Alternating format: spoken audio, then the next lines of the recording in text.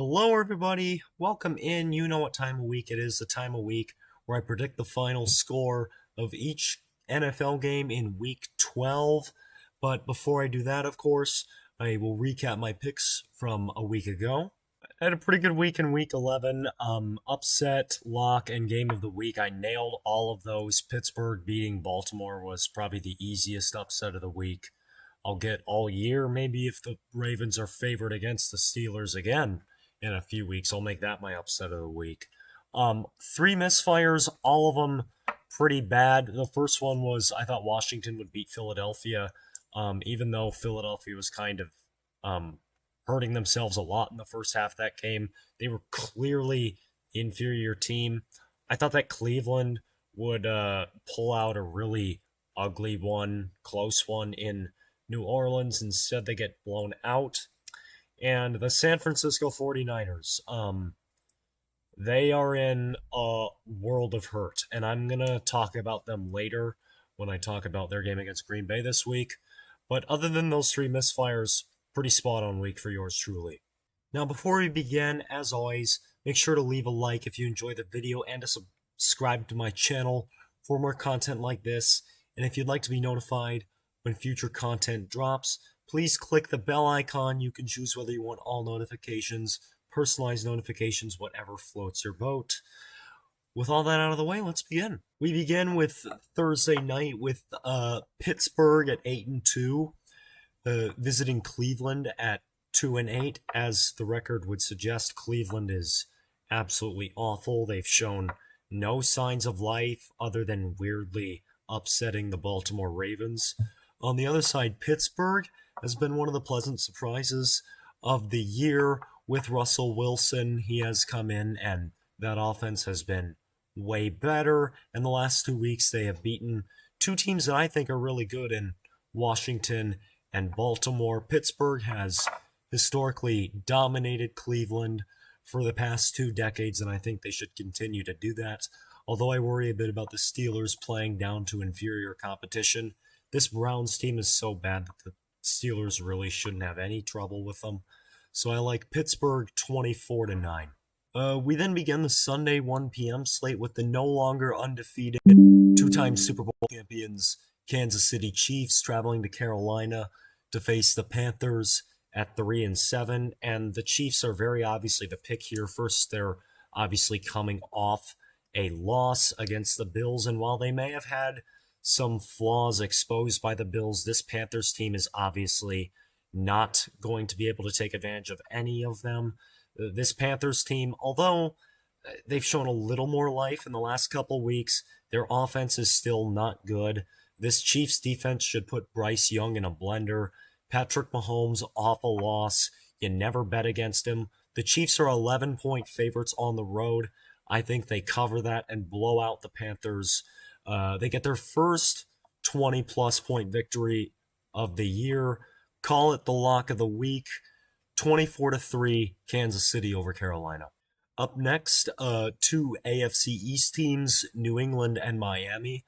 Listen, Miami's playing pretty well as of late. I still don't think they can beat the better teams in the NFL, but their offense has looked good as of late. Since Tua's come back, they had 27, 27, 23, and 34 points in their last 4 games since Tua has returned.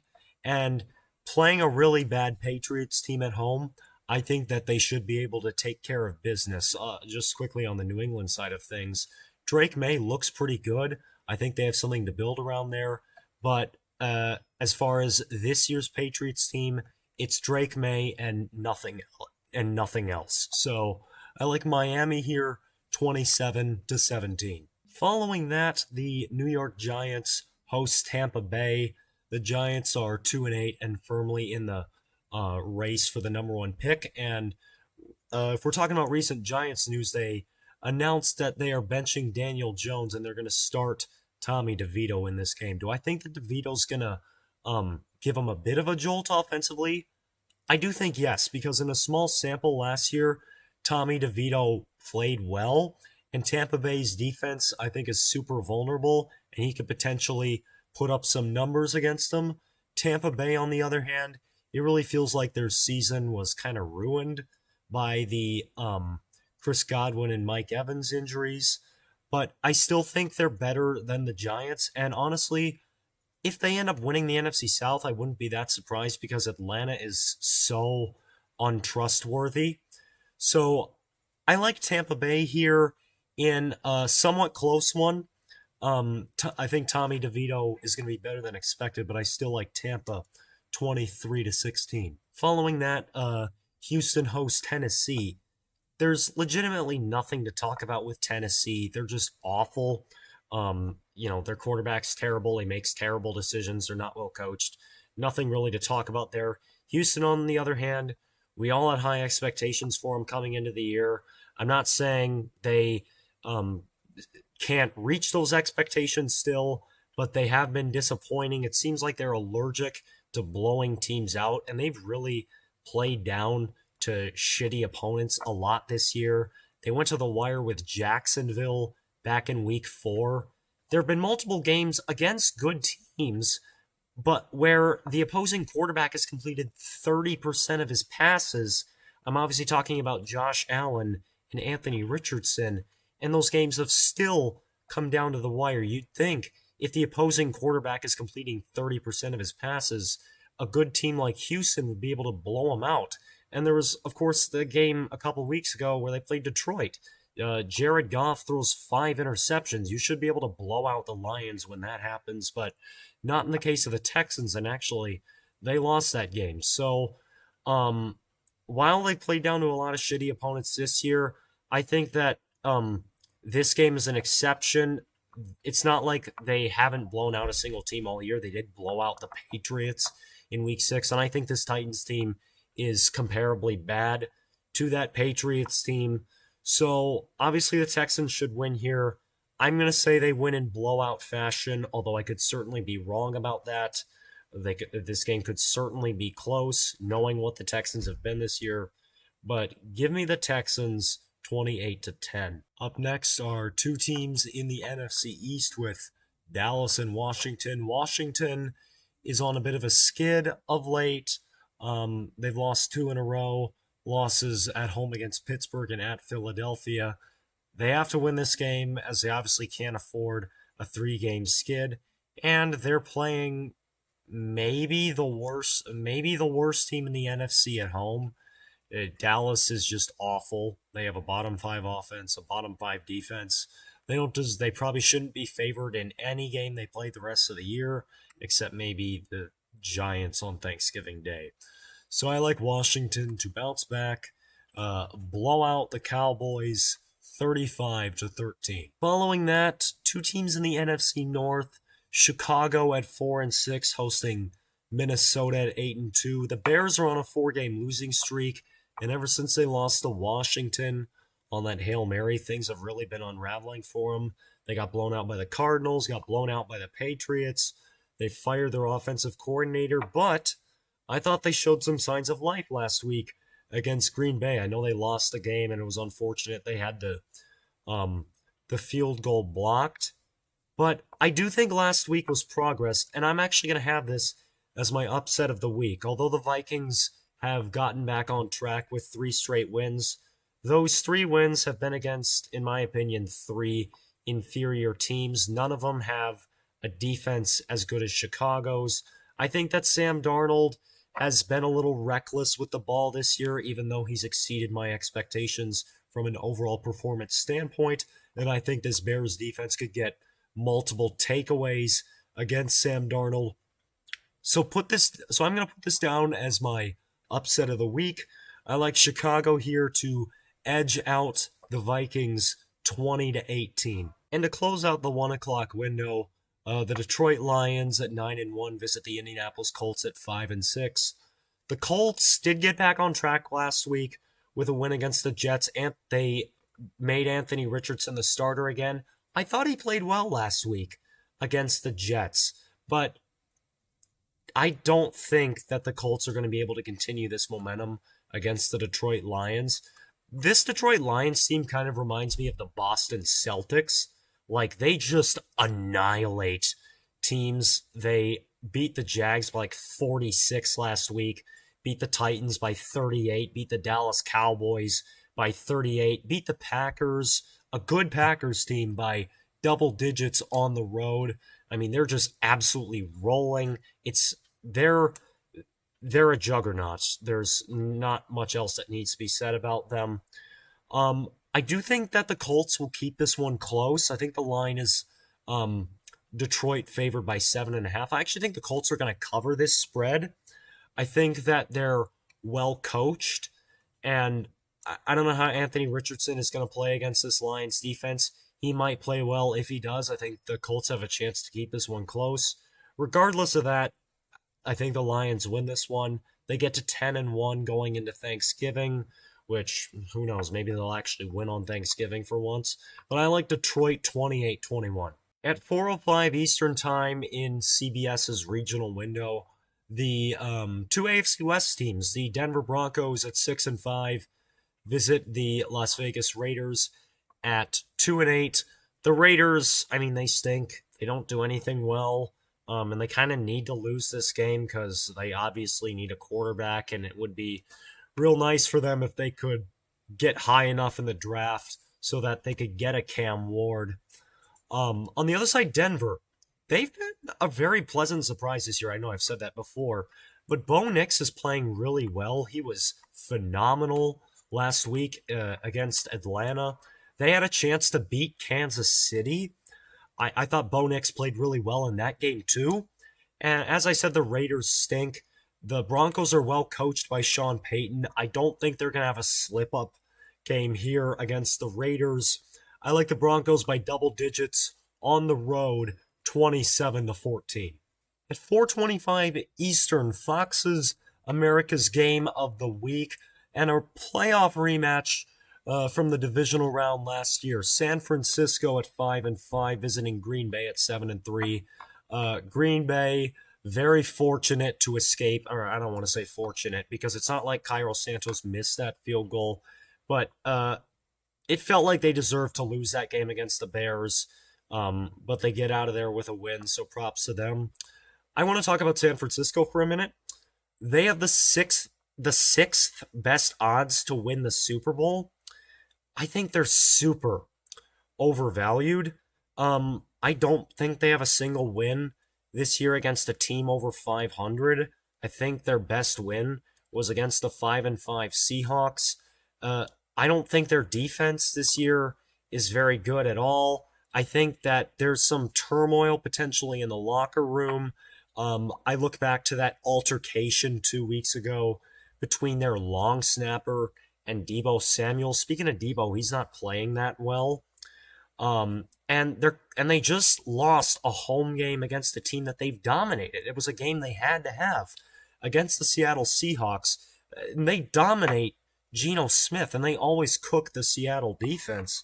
But they didn't do that last week. I think Nick Bosa got hurt too in that game. But if Nick Bosa can't go in this game, San Francisco's defense is bad.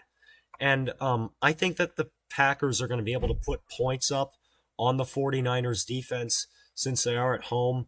Also, Brock Purdy on the road in the cold, not good. We saw him in the rain last year in the divisional round against Green Bay. Even though his numbers weren't that bad, I thought he played very poorly. He could have had multiple pick sixes in that game. So I like Green Bay to exact their revenge on San Francisco. They never beat him in the playoffs for some reason, but they have been able to beat him in the regular season a couple times. They haven't beaten San Francisco at home, I think, since 2018. I think they're going to do that this week. Give me Green Bay 27-21 over the 49ers. Undercard to that game is NFC West showdown between the Arizona Cardinals and the Seattle Seahawks. The Cardinals come in at 6-4, the Seahawks at 5-5 off the win against San Francisco a week ago. I'll first talk about Arizona, and I want to give them some flowers. I think they're legitimately a playoff caliber team. I think their offense is for real. They have really good personnel, and Kyler Murray's playing super well. With that said, I think Seattle's due for a win at home. they've lost 4 in a row at home, and that's, I mean, obviously that just seems mind-boggling given their history at home. They've typically had a huge home field advantage, but they've lost 4 in a row at home, and I just don't think that losing streak's gonna get to 5 in a row. Although I think the Cardinals are better than the Seahawks, I think that this is potentially a letdown spot for the Cardinals off a 4-game winning streak. So I think this one's going to come down to the wire. But I like Seattle to upset Arizona and pull one out, 24-23. Next up, the Sunday night matchup. Philadelphia Eagles coming in at 8-2 on a 6-game win streak, flying out west to SoFi Stadium to face the Rams, who come in at 5-5. Nothing but props to the Philadelphia Eagles. They look like a legitimate Super Bowl contender. I honestly think Saquon Barkley's an MVP candidate. Jalen Hurts, last few weeks, has been playing really well. He's had turnover problems in the past, but it seems like for now, he's gotten rid of those turnover problems. But obviously, the flight from Philadelphia to LA is a long one. I think that's potentially a tough spot for the Eagles. I think the Rams obviously need this game way more than Philly. I think that the Rams have a major advantage at head coach, and I think at some point the Rams are bound to get a major upset. I know they got one a few weeks ago against Minnesota. This is a little bit more of a gut feeling pick by yours truly, but I do think that the Rams upset the Philadelphia Eagles. I think the Eagles are bound to have a letdown game. I think Nick Sirianni, although I still think Nick Sirianni's game management is a tad questionable, I think that Sean McVay is going to outcoach him, and I like the Rams to upset Philly.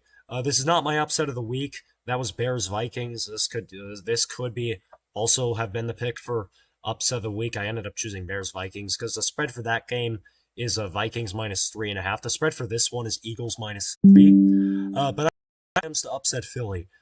Give me the Rams 27-24. And lastly, on Monday night, one of the most highly anticipated games of the season, really since the Chargers hired Jim Harbaugh.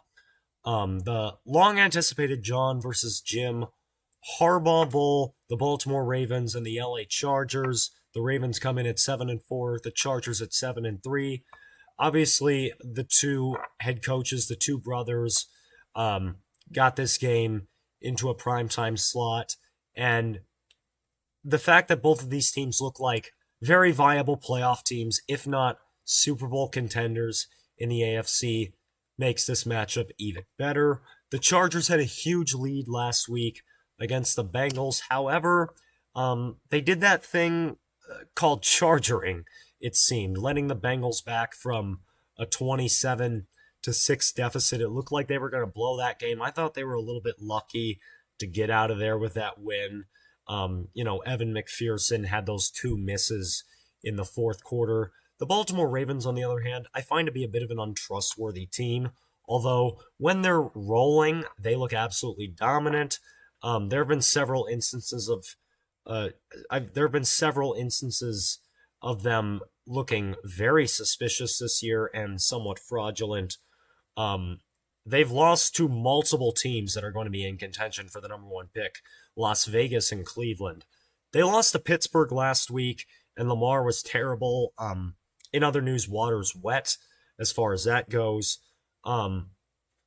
This is a very important game for both sides. As I said, I believe the Chargers were lucky to get out of the game last week with the win against Cincinnati. I think Baltimore's better than Cincinnati. I think Baltimore's going to be able to punish the Chargers if they let up for a half like they did against the Bengals. And for that reason, I do like the Baltimore Ravens to win here. I'm going to say the Ravens 26-23 in the game of the week. And that will be all for today. Once again, I remind you to leave a like if you enjoyed the video and to subscribe to my channel for more content like this. And if you want to be notified when future content drops, I encourage you to click the bell icon. You can choose all notifications if you want all notifications of my future uploads or personalized notifications, however YouTube's algorithm works. I'm not entirely sure, but whatever floats your boat. Thank you again for tuning in, and I will see you all again real soon.